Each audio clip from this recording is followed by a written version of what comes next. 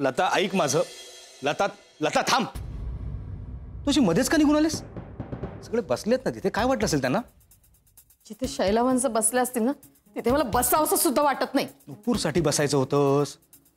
निर्मिती पण तिकडेच बसली आहे ना, काय वाटलं असेल तिला? बघितलं ना तुमची बहीण काय काय बोलते माझ्या मागे. ते काय बोलली?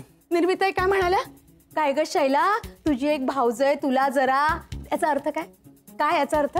त्रास देते, छळते, असंच होतो ना. लता, निर्मिती असं काहीही बोललेली नाहीये. नाही बोलली तर असाच अर्थ निघतो. तुमच्या लक्षात येत नाही. तू चुकीचा अर्थ का काढतेस? बरोबर आहे, तर बहिणीचीच बाजू घेणार ना तुम्ही. तसं नाहीये लता.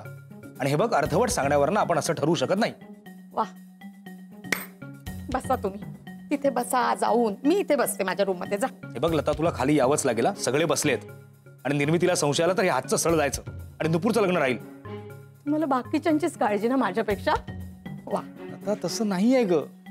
आपण हे सगळं नुपूरसाठीच करतोय की नाही? हो, नुपूरसाठीच करते मी. पण बास, आता कंटाळा आलाय मला ह्या सगळ्या गोष्टींचा. मी नाही करू शकत एकोप्याचं नाटक. लता अगं,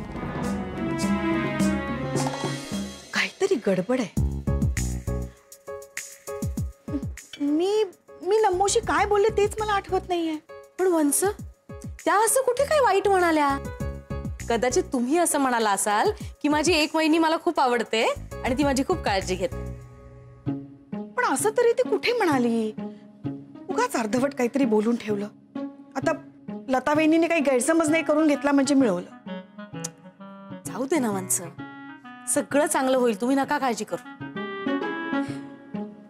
मी शिकरण करतेय, चव बघा नंतर. ही सगळी तयारी ना मी माझ्या लग्नासाठी केली आहे आणि मी हे सगळ्यांना दाखवते.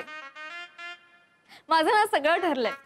म्हणजे साखरपुड्याला कोणती साडी नेसायची, लग्नात कोणतं नेलपेंट लावायचं, कोणती मेहंदी काढायची, कोणता उखाणा कधी घ्यायचा, सगळं काही ठरलंय माझं. पण नवरा मुलगाच पसंत पडत नाहीये. तुम्ही आतापर्यंत किती स्थळ बघितली?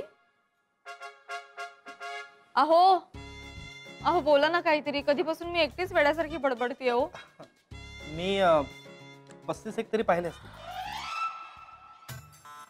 मग तुम्हाला एकही मुलगी पसंत नाही पडली? नाही, मला पसंत पडली पण माझ्या आईला नव्हत्या पसंत पडत.